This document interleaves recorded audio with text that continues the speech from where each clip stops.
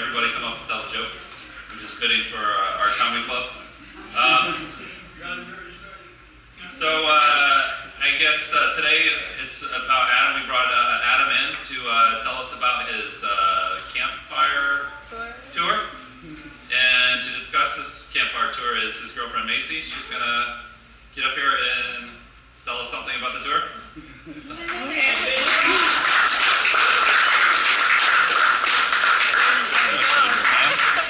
No, I don't know. This is only the second time I've given a speech. I'm not like Adam.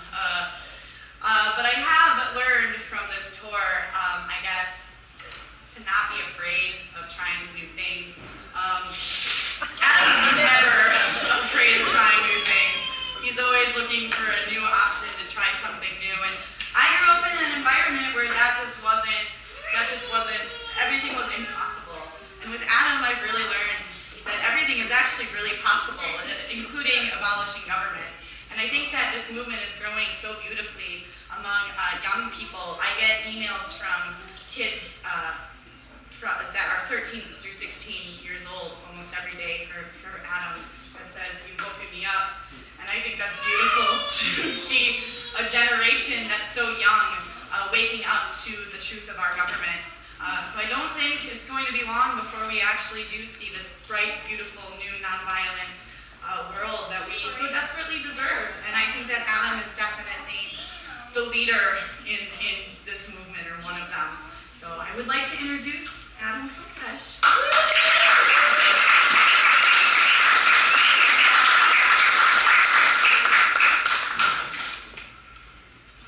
Let's see if we can walk around a little bit. Normally I wouldn't use the mic, but as you can tell from the sound of my voice, we've been having way too much fun in Florida.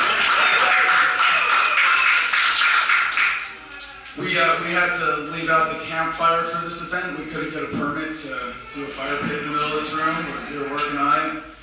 So we're changing the name of the tour. It is no longer the American Campfire Freedom Tour. It is now the Adam Kokesh Avoids His Probation Officer Tour. For those of you that don't know, I'm on probation in Washington, D.C. for a number of things. And because I'm on probation in D.C. where they have medical marijuana, and I'm banned in D.C., so my probation had to be transferred to Los Angeles. And there, we also have medical marijuana. And I have recommendations, or I have a recommendation letter in California, so I'm technically allowed to smoke pot there. But while I'm in California, I have to call a hotline every night to find out if I'm going to take a pee test the next day. So this is your tax dollars at work. I'm allowed to pee with marijuana, but I have to take a pee test on a regular basis when I'm at home anyway. By the way, I know this is a subject, this is one of the ones that libertarians are very eager to talk about. We're Republicans who smoke pot, right? That was what we signed up for? No? Is there something more to it that I'm missing? But marijuana is a gateway drug, let's be honest. It's a gateway to freedom. Because you can't smoke pot and not realize that the government's totally full of shit. Sorry. So, I got asked in Texas, we've been all over the country already, started in Los Angeles. We got to leave 200 books at Camp Pendleton, where I was stationed for a while in the Marines. If you couldn't tell from the stupid look on my face, I was in the Marines, but I'm better now. Thank you very much. And I was asked, of all the people that you've met, doing a TV show, there are a few more. Avoiding vaccinations.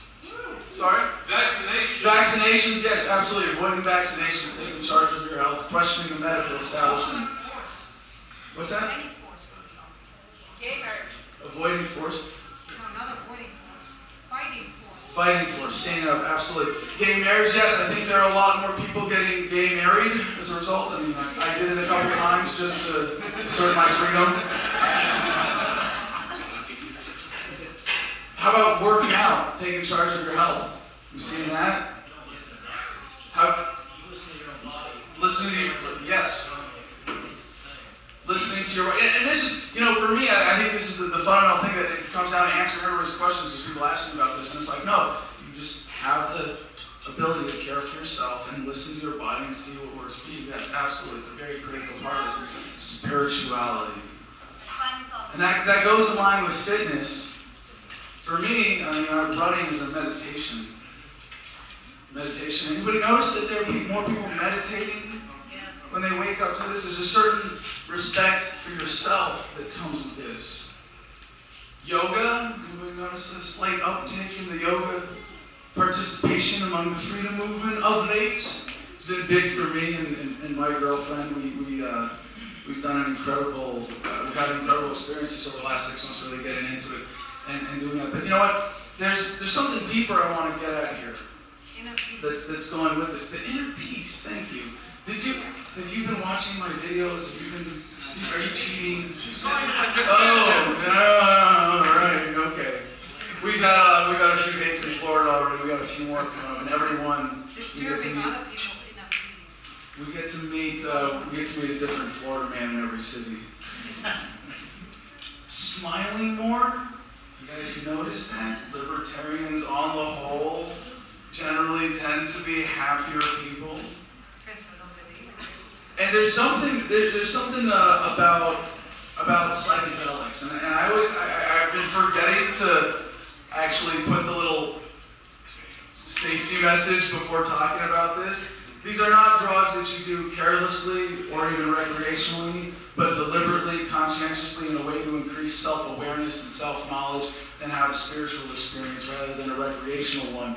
And we all owe it to ourselves, knowing that these substances are out there, to research them just as we would any drug that a doctor would prescribe us or any food that the FDA would say is safe. And if it makes sense to do it in a way that is part of living deliberately, being the engineer of your own life, the entrepreneur of your own happiness. But whether it's drugs or meditation or yoga or fitness or whatever it is, there's something else that people are getting to that is so important to the message of freedom. We talk about this very comfortably in terms of the negative and the effect of government. So let me just, if you'll indulge me, we'll do a little exercise. You all want to be a little more free in 30 seconds. You can do this anytime. So just with me now, close your eyes, take a deep breath in, and for a moment, just consider that everything is right in the universe. And take a deep exhale and open your eyes. Now, the person who really gets that can no longer be manipulated by fear. Can no longer be manipulated by the negative propaganda of government. We talk about this very openly. It's obvious that government wants us to feel a certain way. As much as we talk about the effects of coercion and them pointing guns at each other, or people in general, what is the main way they actually control us? With words. Words. We enslave ourselves. Now, when you wake up, you have to be brought down on some level or you're not human. Nobody starts paying attention to government and goes, gee, the world's more fucked up than I ever imagined possible. Yeah! It doesn't happen that way, right? So how many of you, in the course of paying attention, have felt angry at government? Have felt some kind of you're just livid when you see, come on, that's it, really? Yeah, we've never gotten that few hands for that question. Seriously? Maybe I set this one up with a little too much, no, you're not supposed to be angry preface. But no, it's okay to be angry. If you're not, you're probably not human. How many of you have felt fear when you realize you're more than 50 times likely to be killed by a cop than by a terrorist, and finally said, well, gee, maybe I'm afraid of the right things for once? Afraid to raise your hands. Wow, that fear is really getting, it's good stuff. How about when you consider the impact of government, the tragedy that statism represents over the centuries, of lives lost, of futures destroyed, of opportunities squandered? You felt sad or depressed and you mourned for the potential lost at the hands of the state. All right. So what do you do then? What do we see our movement has been about over the last 40 years of fear and anger and depression? People going out on the street corners with their signs and their billboards and screaming, now join me in my fear and my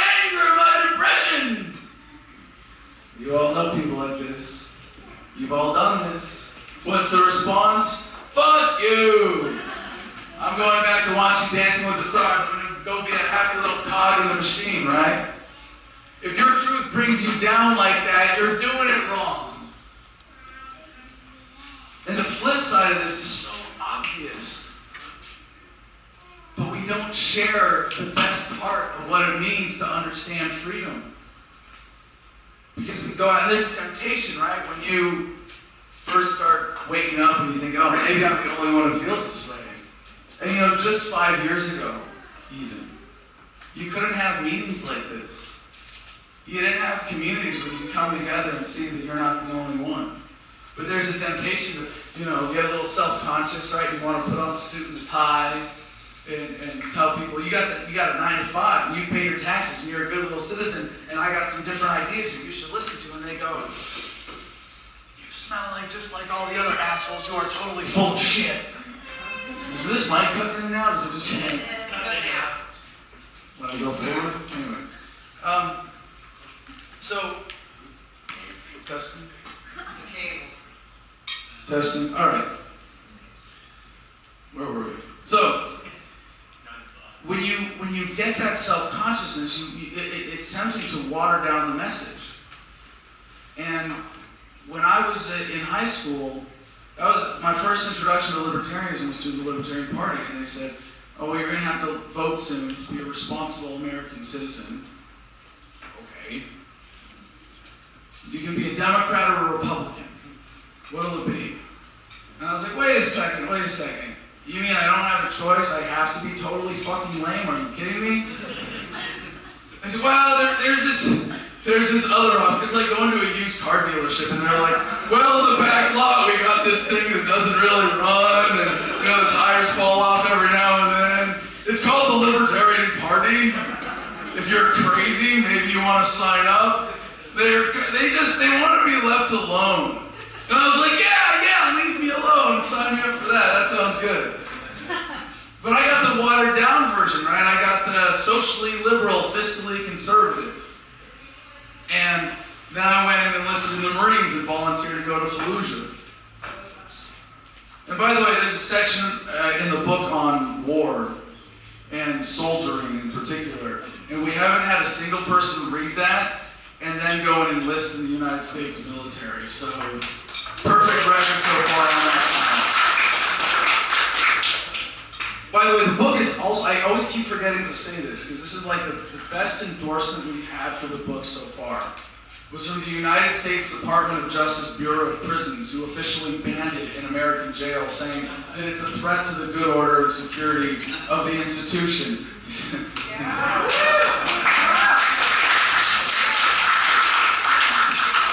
Then we got it right, didn't we? Best endorsement we could possibly get. So, the book was written to be the fastest way to take someone from zero to I get it, and to share this message in a way that realizes we're not a political movement. Think about this for a second. Politics is a conversation of who do you point the guns of government at to organize society? And if our message from the beginning is, no, that's not okay, you can't do that, we're not having the same conversation. We are changing the game entirely. This is more like a morals movement, a philosophy movement, an ethics movement. We have to be honest about what we want to do if we want to make progress. So we have to win converts to a different way of thinking. Now, are there any fans of Sam Conkin here? Florida, like, maybe everybody's here is just like, we're all black market and gray market anyway. What do we need to read Conkin for? Yeah, but I haven't heard of him down here in Florida. I'm really surprised. Conkin is the godfather of agorism, the theory of counter-economics, which is kind of a lot like tax evasion, resistance, whatever you want to call it. You wouldn't call it theft evasion, right? So, this is conducting all of your economic affairs outside of the purview of government, so that, black market, gray market, you're not paying taxes, you're not incurring the tax liability that goes along with all that. Conkin had two definitions of libertarian. The first one was anybody who calls themselves a libertarian. You guys see a problem with that? Because then you end up with Bill Maher And Glenn Beck, calling themselves Libertarian, right? Sorry, Bill. New rule. If you give Obama $1 million, you can't tell me it's because you believe in freedom. For those of you who don't know, that's Bill Maher, New Rule segment on his show, and he actually gave $1 million to the Obama campaign. Okay, so here's the second definition. We're going to solve this problem here. You ready? Anybody who agrees with me on absolutely everything. You all know those people, but it's okay. You can't be right about everything all the time. That's my job. So I like to propose a different definition, or at least a more practical one, because I like to talk about the freedom movement. And there are two ways of looking at that. One is the broader freedom movement that humanity is experiencing, that we are all going through, that is this phase of human evolution right now.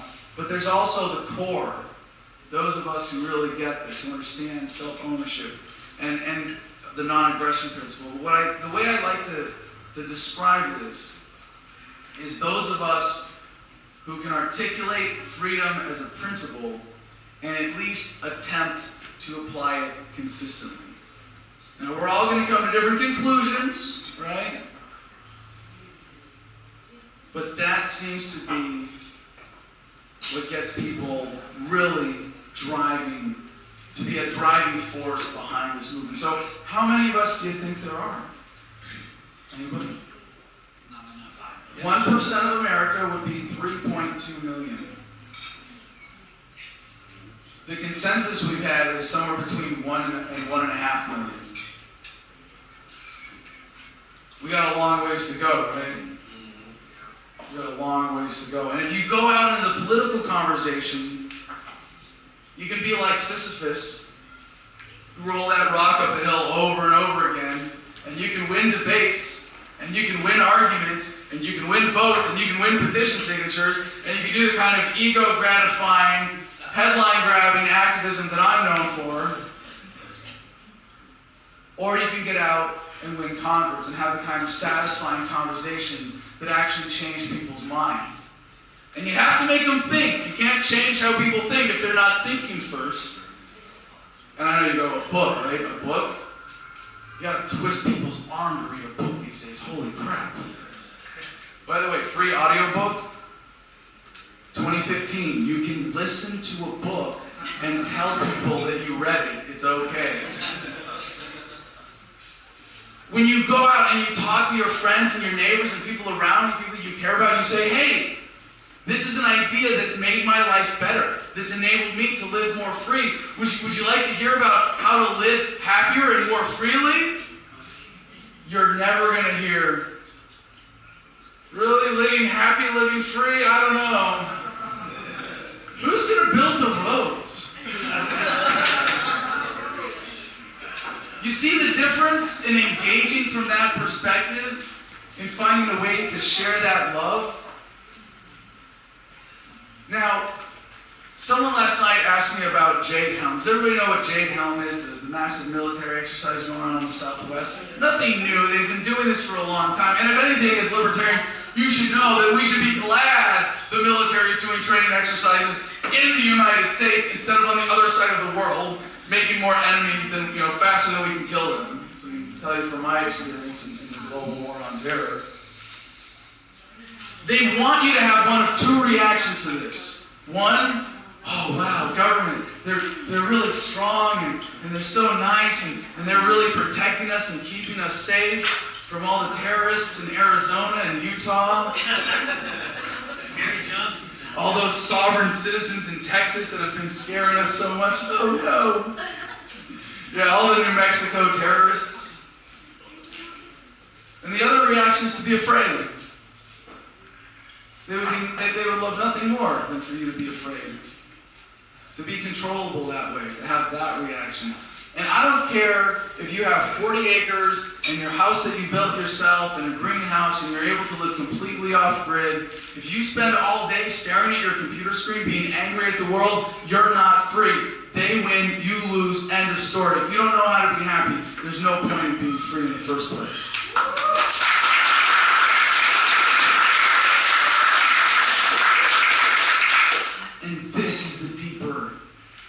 revolution that is happening in humanity right now that we are so fortunate to get to be a part of realizing human potential in a way like never before. And a lot of people who get this message want to get out and scream right on the street corner. If we don't grab our pitchforks and storm the barricades now, it's 1,000 years of tyranny and darkness. Buy my survival seeds and water filters. Come on. But that's a lot of people, right? There's a lot of people who go the wrong way with this. And you ever get the feeling that they're trying to manipulate you the exact same way that government is? That they're telling you to be afraid? They don't want you to be free. They don't want you to be free here where it counts. And when I was in Fallujah, I was always the guy waking up, telling jokes, singing songs, telling stories, getting my team in a good mood. And they teach you a certain whistle past the graveyard sense of humor. And you all know that when you see a human who is engaged in an activity that commands their attention and their focus and gives them the satisfaction of all of their talents and abilities being applied, there's a sort of Zen state of purpose that people have. And I had that in a certain shallow way when I was in Iraq. And what I found out when I was on my government-induced, taxpayer-funded spiritual retreat last year, in a wonderful gated community with 24-hour security services, that I found myself in a similar state as when I was in Fallujah. And every chance I got, by the way, when you're the guy who's recording podcasts by calling your producer on the jail phone, and they all wear name tags, they kind of pay attention to you. At least they follow the rules around you. And so every chance I got, I tell them, like, hey, can you come here? Hey, officer, I need to talk to you real quick. You're a free, beautiful, independent human being. You should never let anyone tell you otherwise. Have a nice day. And some of them loved it. Some of them really enjoyed hearing that. But most of them had the reaction that you might expect. You could see it in their faces as they were walking away. How is this motherfucker on the inside of the cage happier than I am on the outside? Because you wear a silly uniform, silly costume every day, you have a terrible 9 to 5, you work hog in the machine, and your boss doesn't give a fuck about you. The people who I work for have a lot more love to share. And what I realized was just something so fundamental to the human experience, and I hope that for people who are going through this awakening of freedom, you can make this connection in a way that allows you to really internalize it, to really live by it. And I suppose most of the people here understand the external implications of the message of freedom. Self-ownership, non-aggression. I want you, as I want myself, to have my will respected by the people around me. I want to be able to exercise my will without any forceful interference. And I want everybody to have that, right? Yeah, right. But we don't do this to ourselves. We are so conditioned by our parents, by our family, by teachers, by authority figures, by police, by government, to question ourselves, to restrict ourselves, to be afraid, to recognize the beauty of our own will, to be truly free. And it's as simple as the fact that you, by virtue of being a human consciousness, by getting to have this incredible experience, you get to choose your demeanor at any time. You know that feeling of everything is right in the universe? Where you can just take a deep breath and appreciate that? There's a certain radical acceptance, not just of everything around you, but of yourself that goes with that. And when you have that, you don't stifle your will for the expectations or the emotional bullying of others.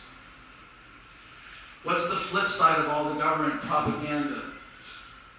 Where they want you to be afraid and angry and beaten down and dependent, and to see government as this great savior figure.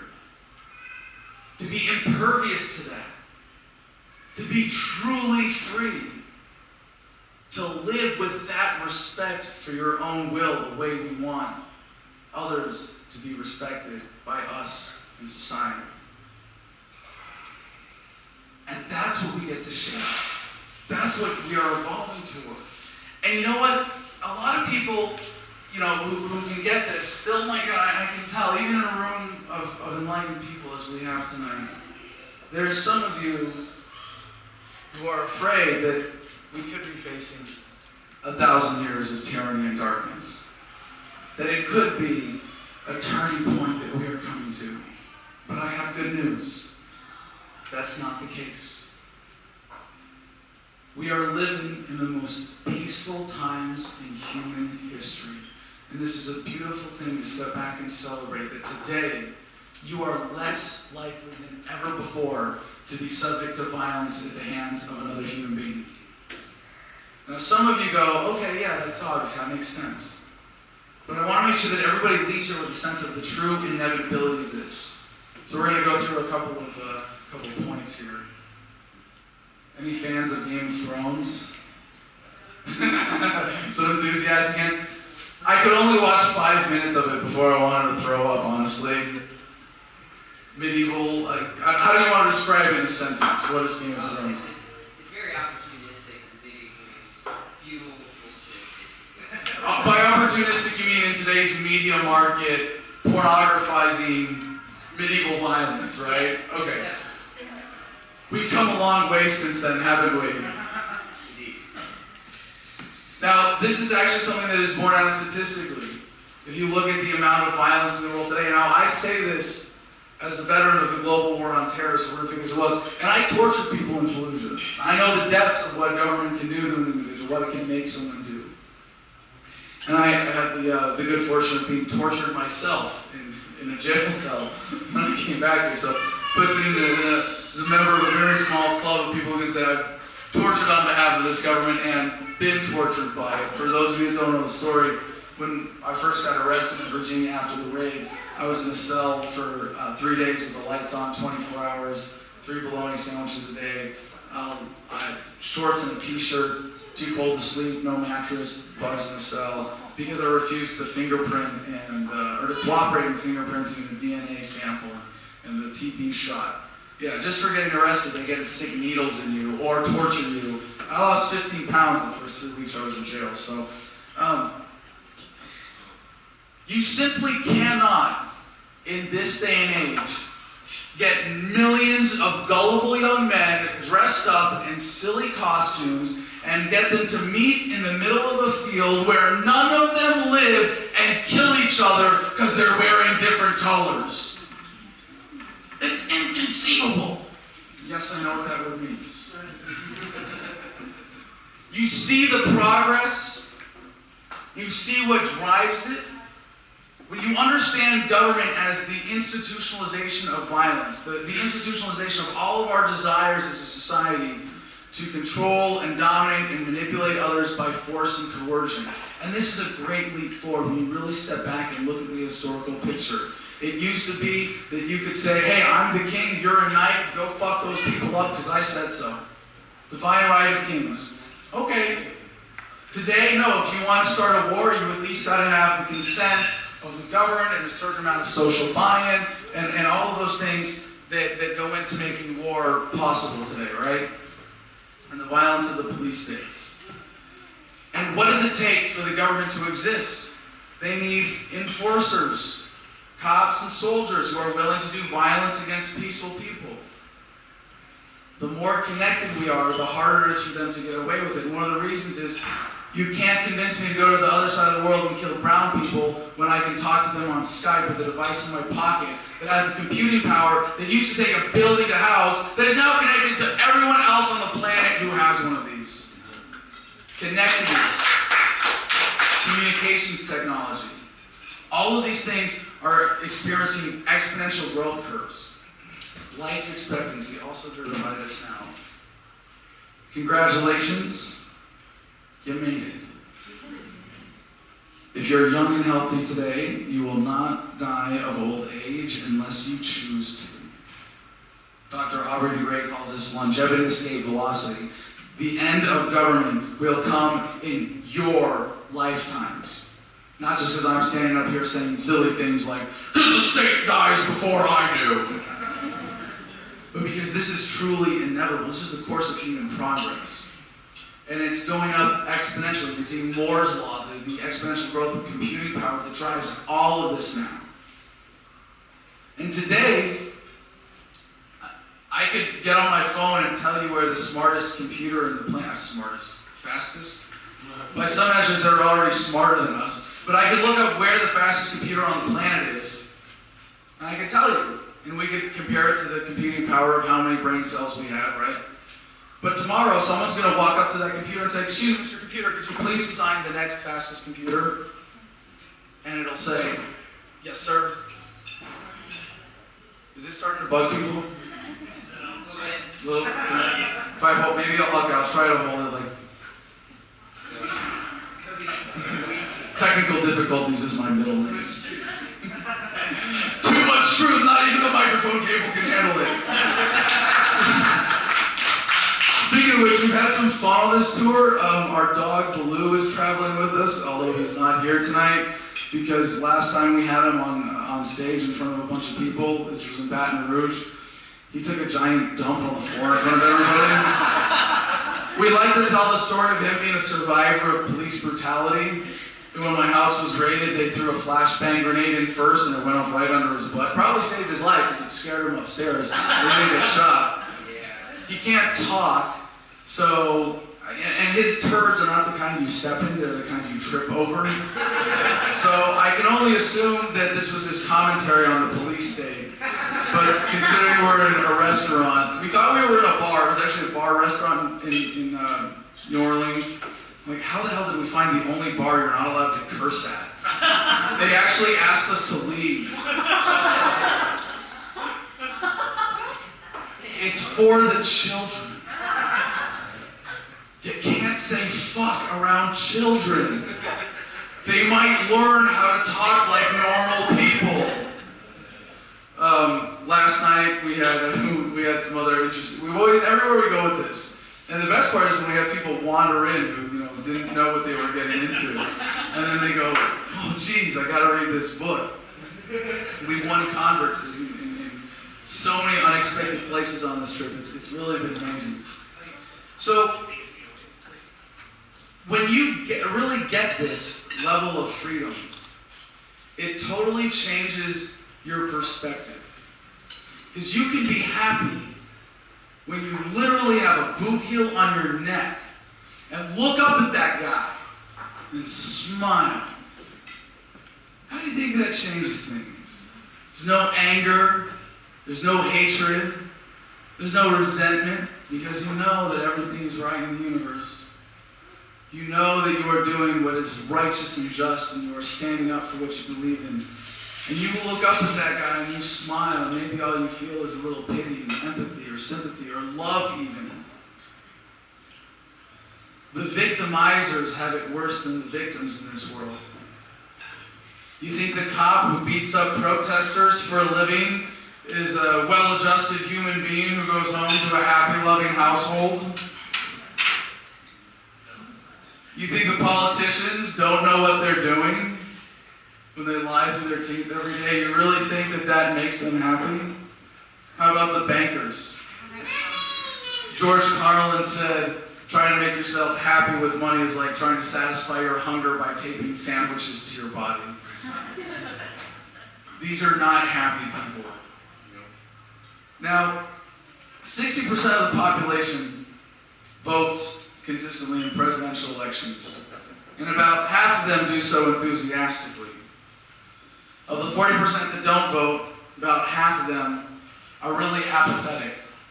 And half of them don't vote because they know the system is bullshit. That means that half, the ones that vote enthusiastically and the ones that are truly apathetic, are going to need therapy before they're ready to hear this message. And I'm only half joking, because it is a certain Stockholm syndrome of attachment to your captors, of attachment to violence of government, that brings some psychological gratification that people have to be able to separate themselves from. But at least half the population is ready to hear this. About 10% are just waiting for it, and as soon as they get it, it makes sense to them. There really is a growing number of victims of the state who are waiting to get the message that absolves them of their guilt. And by the way, we've gotten a few copies of this into jails through other channels. And we've mailed about a dozen of these to different inmates at different times and never got rejection letters until this one recently, because it was the first time they were dumb enough to explain to us what they were actually doing. Oh, and they're supposed to say when they ban a publication, like what parts of it specifically, because it's reasonable for them to keep books about how to escape from jail, out of jail. But how to escape the prison of your mind, that we can't let inmates have that. And the places where it is getting in, they have to keep waiting lists of who's going to read it next. Because people in jail, well, they have a lot of time to read. Unlike the rest of you, right? So,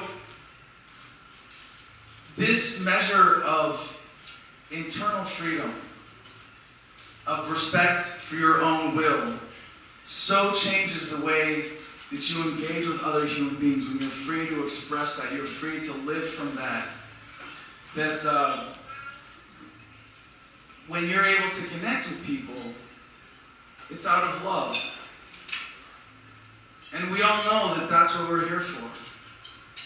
As much as we might have been motivated by fear and anger and depression, as much as we might be touched by our own or our family stories of victimization at the hands of the state, of lives lost and ruined, what keeps us here is love.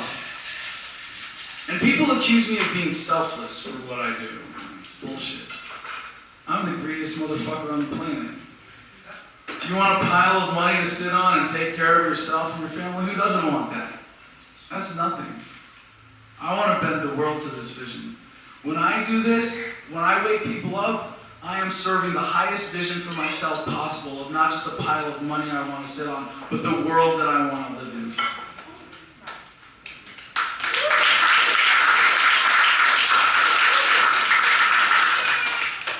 And I think we all see that. We all see that a better world is possible. So I want to say something about my girlfriend Macy and the experience of going through this with her. We've been living out of a 19-foot RV trailer for the past 8 months, and we've been on the road for most of that time.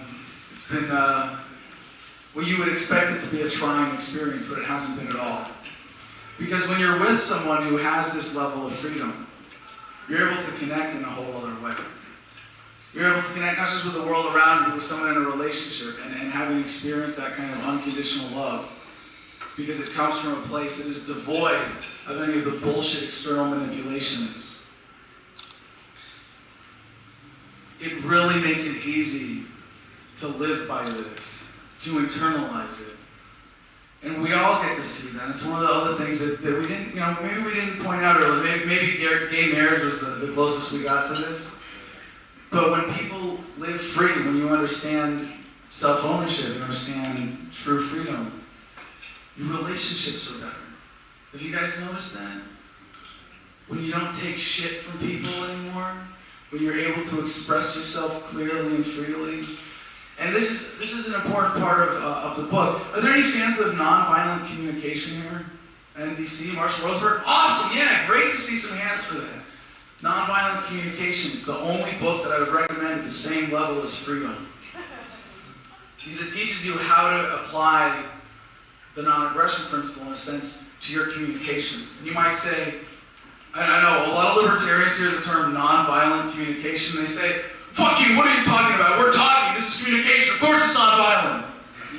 Yeah, that's the problem. How do we maximize the value of our communication, our exchanges with others, and get down to our needs and our feelings and make specific requests for how we move forward? Like, hey, don't take people's stuff. How about that for starters? Like you learned in kindergarten, don't hit, don't steal was not unless you have a badge and a gun, or unless some politician gives you a rifle and sends you to the other side of the world to kill people. So the book, and I want to thank Tori who's here tonight, Tori Higgs who's hosting us, and she was so essential to this. Writing the book was something that I started when I was in jail, and realized that this book hadn't been written, that someone needed to write this. And it was because there were a lot of things that I was learning about communicating the message of freedom. How many of you guys know the guy who was converted to freedom by getting yelled at a bar? Yeah, me neither. How about Facebook flame wars? We win a lot of converts that way? No. So the book is no opinion, no conjecture, no wishful thinking. It's not Amerocentric. It's in line with the principles of nonviolent communication. No unnecessary labels, no negative judgment, except of government itself. And Tori was essential to helping us craft the language of the book to make it everything that it could be. Writing the book actually only took 2 weeks. All I did was rip off all your best tweets and status updates and then organize it into a book. Yeah, someone had to do that, right? You were waiting for someone to take all of your genius on social media and publish it, right? Well, guess what? It's been done. The first version was 140 pages. It only took about 2 weeks to write. We spent 3 months editing it. And we had help from a lot of volunteers who made it possible to make sure that it was in line with those principles. So, in closing, I just want to take a minute to really appreciate who we are right now as this 1/3%. And we are a growing movement, probably really the only growing political movement in America. And in the way that people wake up, you see that there are certain people that are attracted to this message first. It's not just all of us white male INTJs. We've crawled out of our parents' basements now. We've gone and talked to some people and won a few more converts. We've got way more people coming into this movement than ever before because there are more people who understand what it means to be a victim of government. And there's a certain community that we see developing because it's not the captains of the football teams or the cheerleader squads or the student body presidents who are the first ones to challenge the system. They're not the first ones to question the status quo. It's the outcasts, the misfits, the rebels. I'm tempted to quote the old Apple commercial, right? Here's to the crazy ones.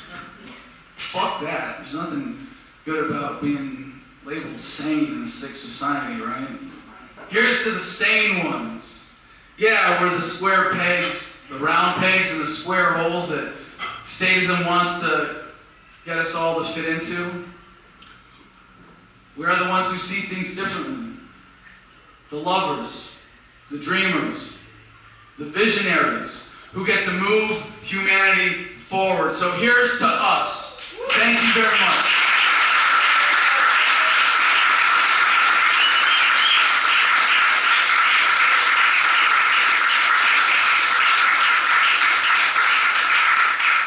So since we don't have a band to come on, we have a microphone and a quiet space, we can actually make this a bit more of a conversation and take some questions if anybody likes. Yes, sir.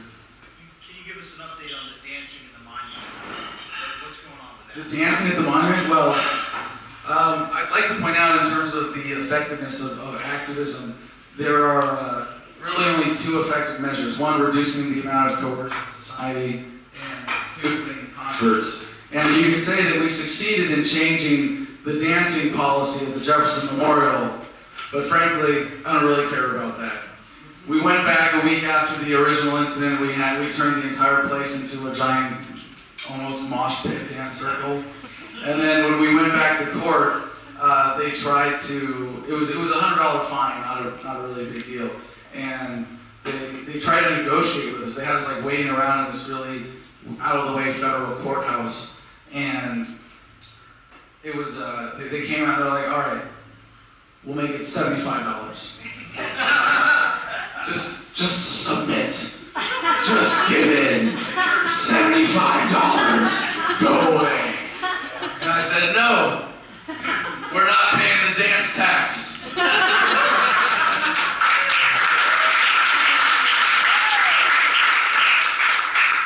So the lawyer came back out and said, $50. And our friends who were there with Code Pink said, we got somewhere to be, I can't wait for this. And I'm like, you're free to pay the dance tax if you want to. So we waited around another couple hours, and we finally went before the judge. And we said, motion to dismiss, because this is ridiculous. What the fuck is going on here? Okay, we had a lawyer say that in semi-legal terms. And they dismissed the case.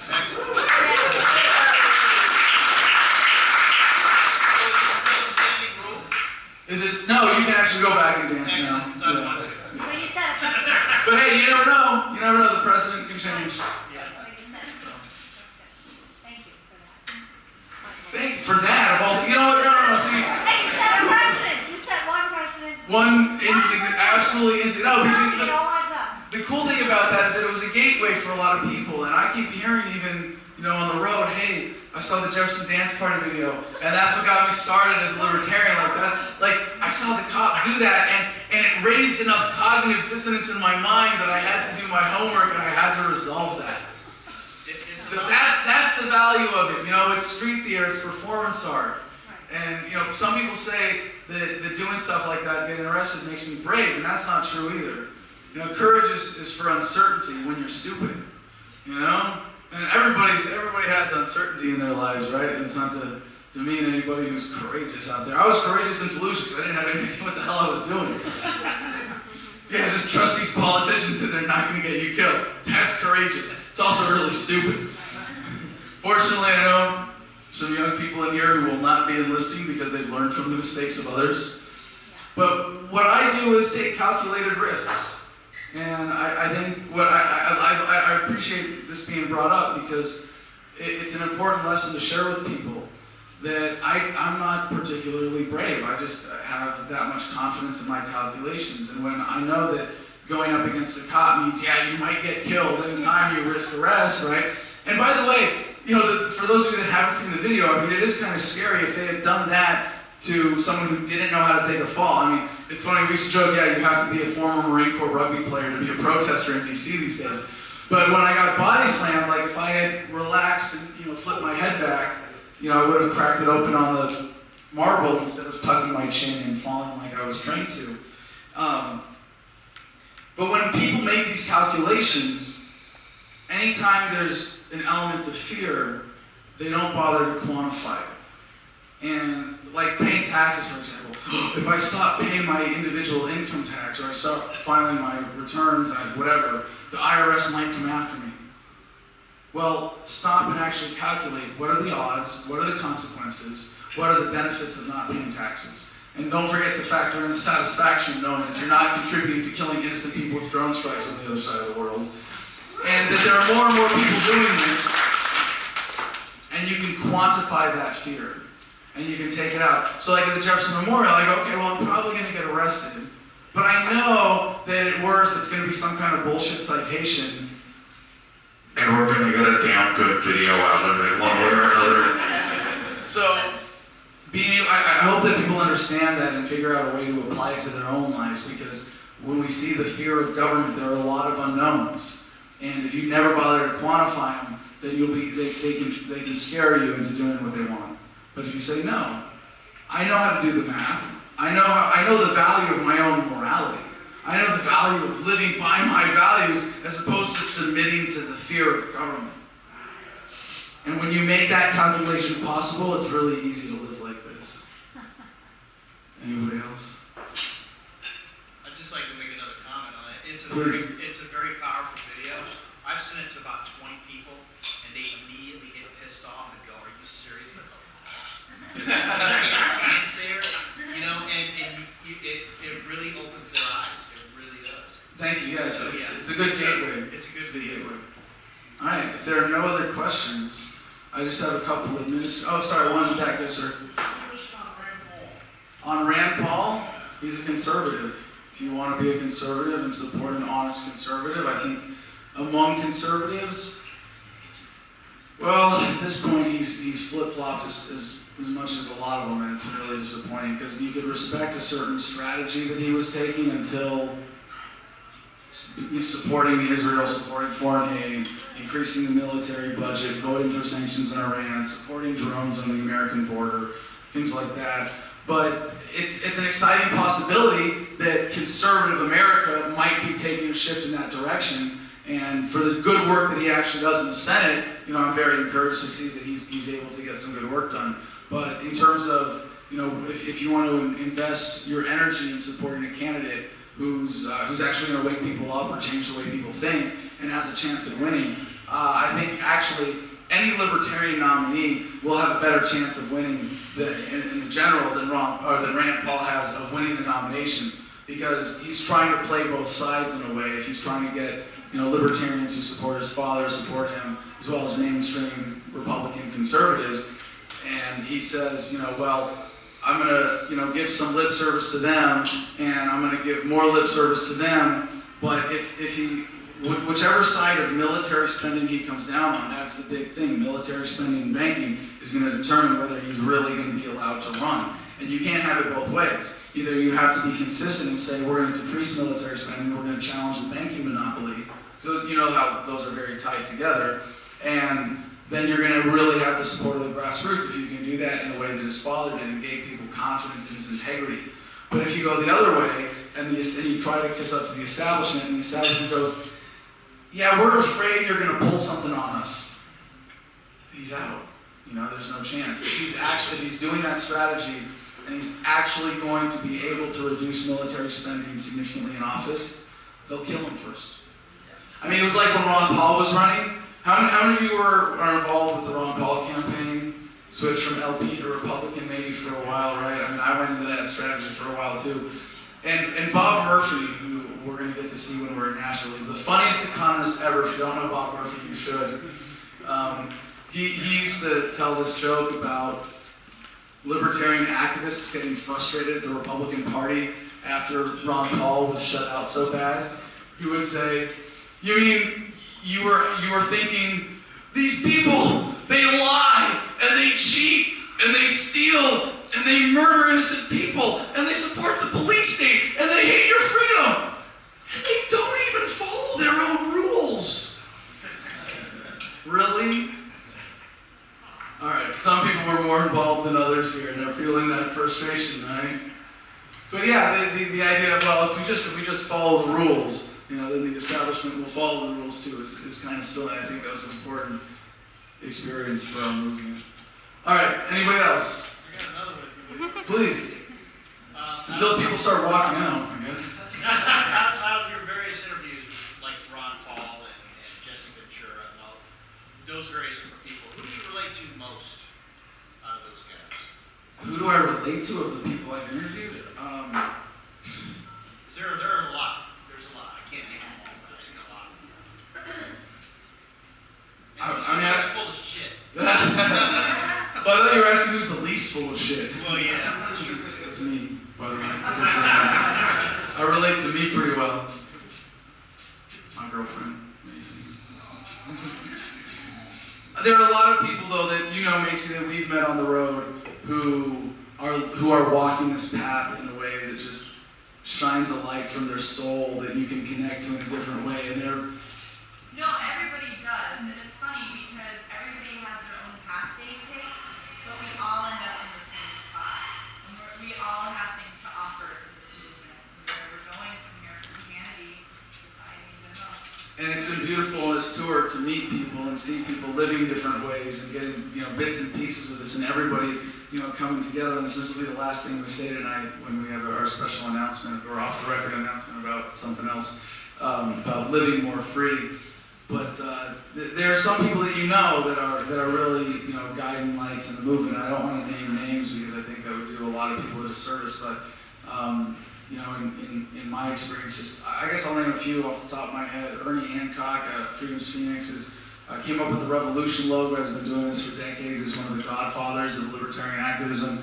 Derek Brose, who wrote a book on spiritualism and anarchy, is just one of those people that he's my shaman. You know, Mike Adams, we got to interview recently about food freedom and health like that. The man speaks with such a beautiful kindness and desire to help other people be more healthy from his own experience overcoming chronic disease. Quinn Aker in Texas, who runs an off-the-grid community and does it with the utmost style and just walks with a certain grace that, when you meet someone like that, you want to have it for yourself. But those are just like the first few off the top of my head. There are probably another few other dozen that I could say that about and say wonderful things about of people that you should know, certainly. Yes, sir. I'd like your take on where we're really losing our freedom. Where are we losing our freedom?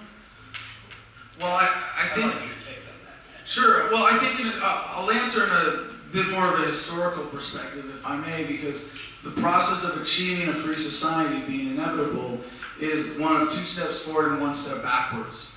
And we see a major step backwards that happened with the institutionalization of the Federal Reserve System, the modern central bank.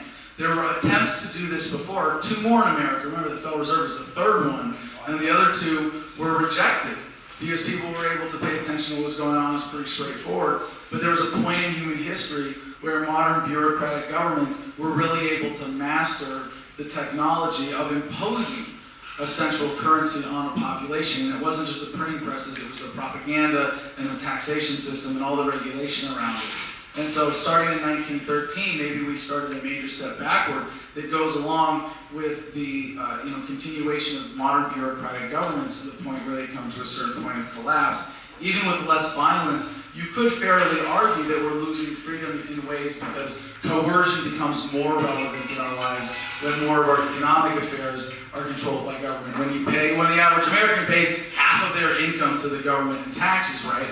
So I would concede that in the sense that in all of the ways that modern bureaucratic governments are continuing to grow, you can say that we're losing freedom. However, this is an important section in the book called Everything is Economics.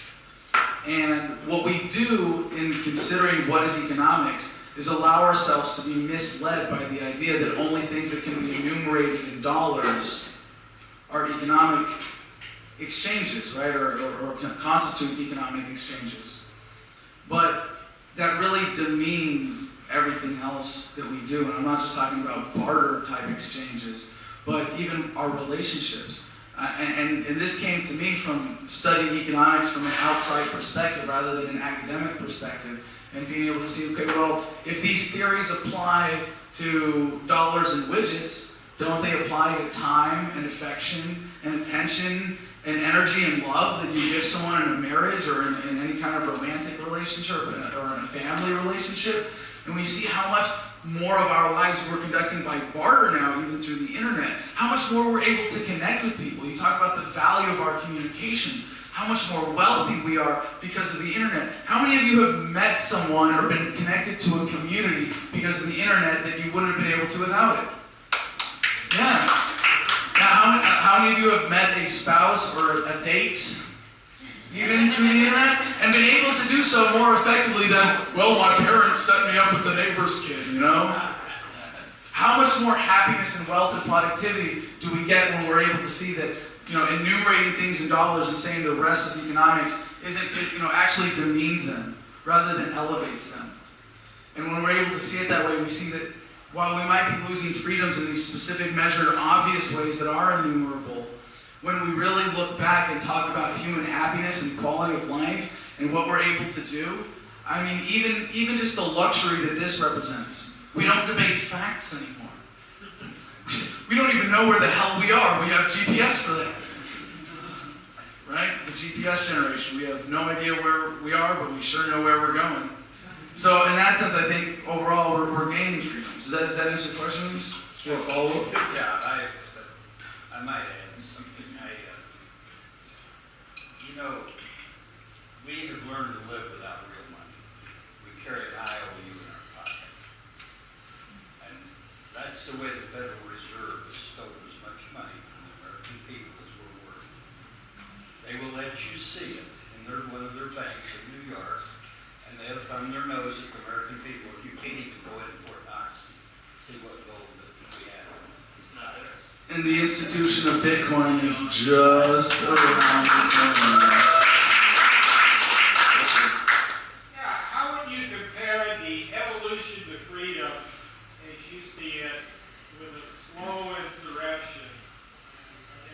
same, or would you make a distinction? When you talk about an insurrection, I assume you mean a somewhat violent or forceful confrontation with the government?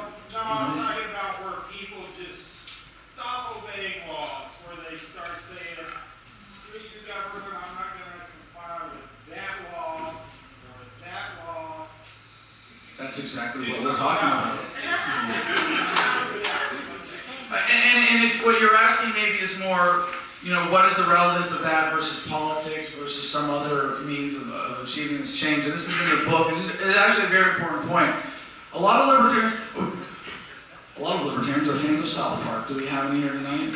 All right. Underpants Gnomes? Anybody? Taking it back to like season 6. Step 1, underpants. Step 2, step 3, profit. Right? That's how a corporation works. And a lot of libertarians trying to communicate this message and the inevitability of a free society kind of do the same thing. Step 1, paradigm shift. Step 2, social collapse. Step 3, free society. That's not an answer. And by the way, if you're the one who's got your guns and your gold and your MREs and you're living free and independent and government starts to collapse, you really want to just hope that it spares you in its violent death throes as it desperately clings to power? Hell no. They're coming after you first. The people huddling in the cities, they'll take care of them while they starve. Yep, that's right. You stand up, you show them a different way, you're the target. So I think that there's an important way that we check out, that we, that we reduce the power of government in our own lives, that we show people how to live more free, but also that we recognize at some point these systems have to be taken apart.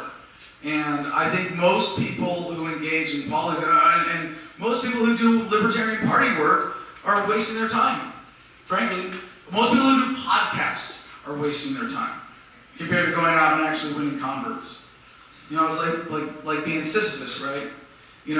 Most of the, if you're saying, I'm going to run for office as a libertarian, and I'm going to be as conservative as possible in presenting my views and doing the incremental steps and blah, blah, blah, and if I'm going to significantly challenge the system, like Rand might in reducing military spending, but I don't think he will at this point, then you're not going to have a chance to win. But if you say, no, I'm taking advantage of this platform, fuck you for holding this election, now you have to listen to me for 10 minutes.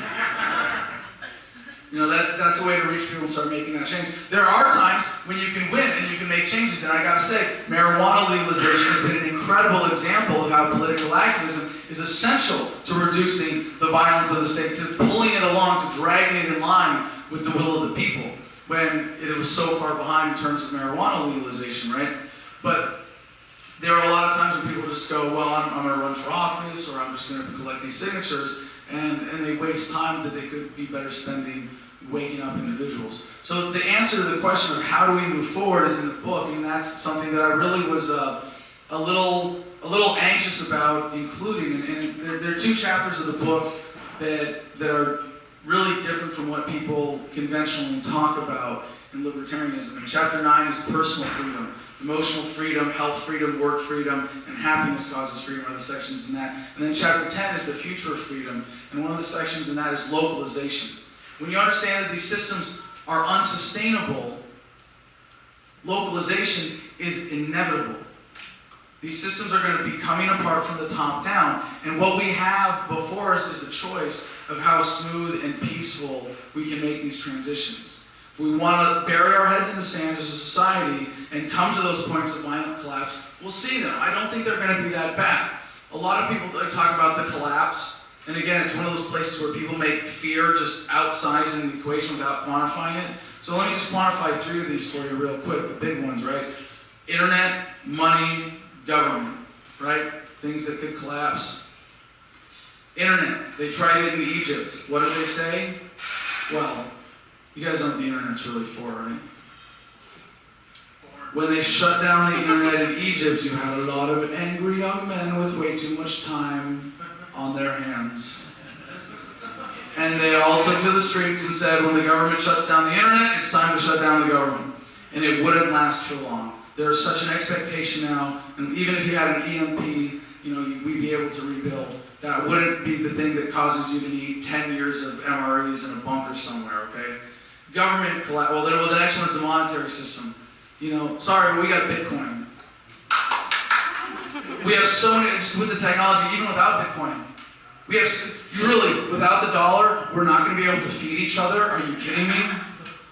Okay, maybe for a day or two, maybe in some cities you have some problems, but can you imagine that that would take more than a few months for us to really figure that out? Government collapses.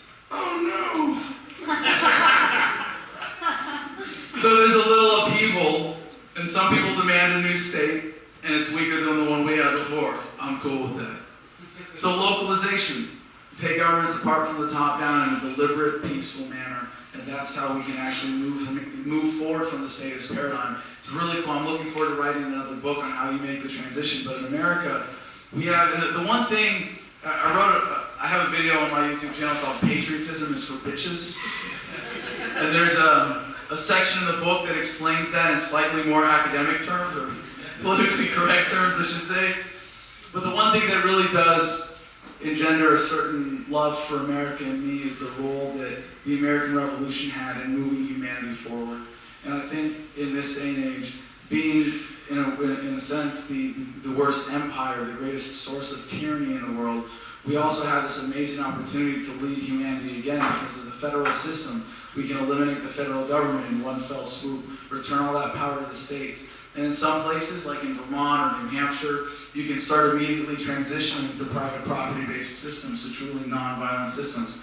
What do you do with the island of Manhattan? I don't know. Maybe that becomes a different kind of corporate collective. That's okay. It functions kind of like a government, except that you can leave at any time in a way that you can't now. And it's not we don't pretend that you really own your property when you're actually a renter. In a lot of places you can transition at the city level, at the county level, at the local level to these nonviolent systems and reclaim all of the property that government has stolen from the people in the process.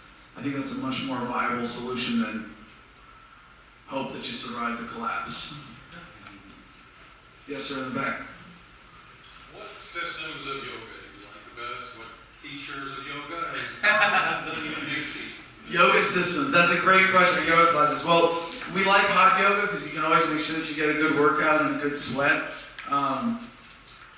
Vinyasa flow, power yoga, I mean, we try to do stuff that, one of the things that I really enjoy, most people don't know that yoga usually ends with a 5 to 10 minute meditation. And that the practice was developed as a warm-up for meditation originally. And so the ones that give you that like intense, I'm drained, I'm totally connected with my body, and allow your mind to relax perfectly. I think that's what we look for. And I'll take the opportunity now to let people know, like, if you haven't done it yet, it's really easy, go do it.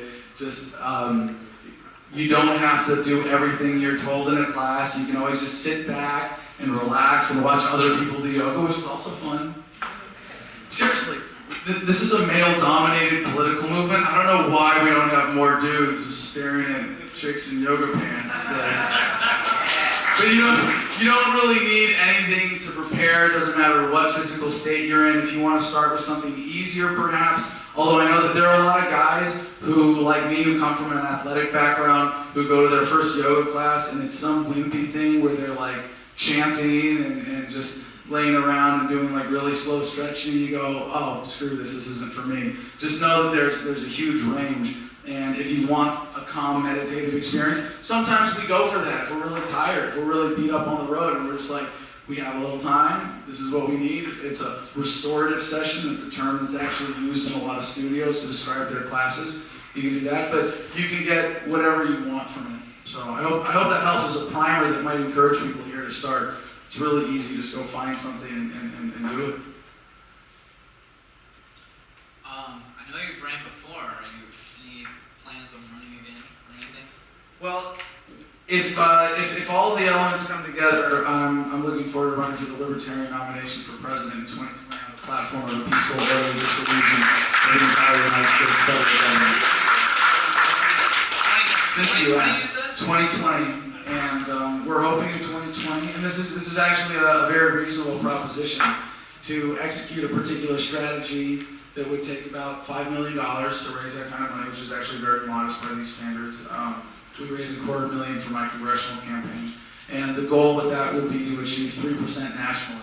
And I think with the way the movement is growing, if we take this approach, if we really change the culture of the movement to sharing the love rather than winning arguments, we're going to start growing faster than we've ever been. But even if we just continue on the growth rate that we have that's gotten us to this 1/3 of a percent point, by 2020, we'll be able to do this. By 2024, if we run on the same platform, maybe 10%, or you can be a contender. But the important thing is to plant the flag and force the national conversation. Are you really better off with the federal government than you would be without it entirely?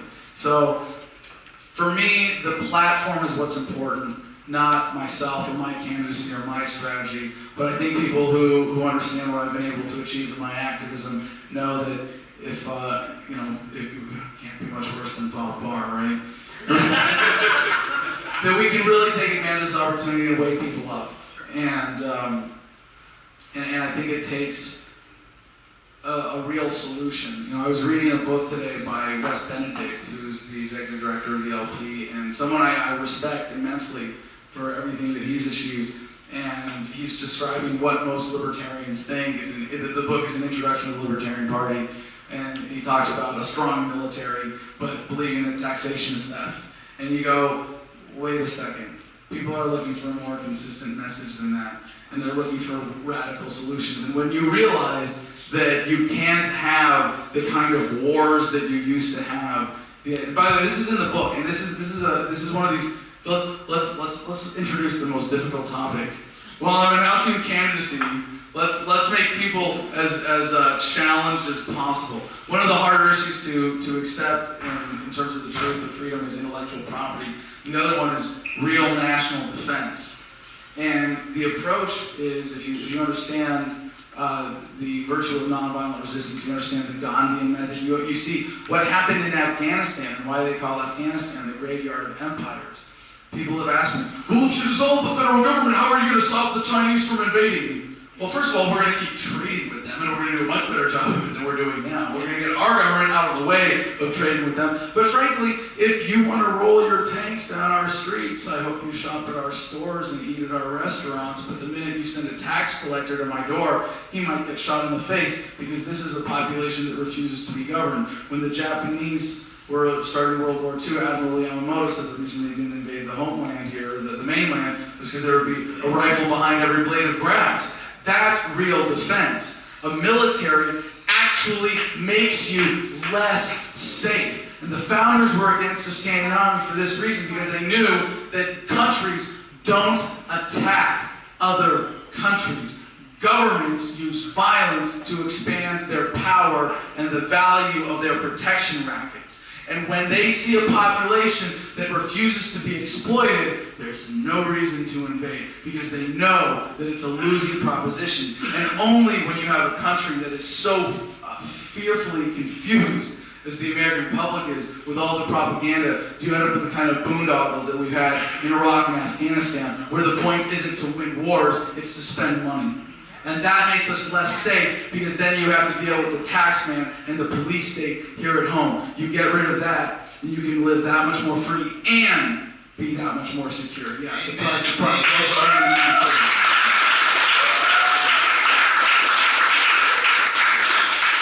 All right, well, if we've got this room on board with that, now we just have another 99.9% of the population to go. Yes, ma'am.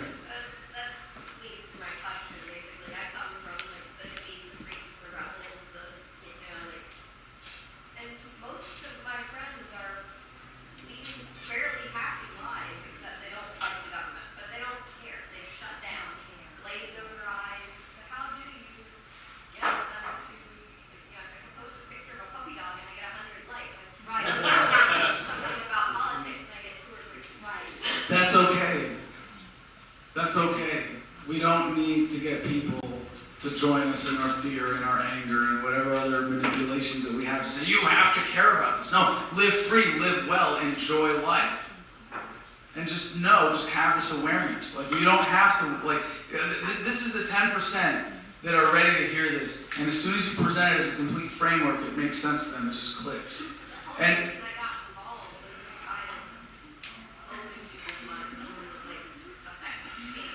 hold on, there's a great contradiction in libertarian activism when we say we want to minimize the role of government in your life and in ours, but let's talk about politics all day. Right? So I'll take this as an opportunity then to make our little off-the-record announcement. If anybody's recording, if you can stop, please. This is nothing secret. This is just something that we want to extend as a privilege to people to come to.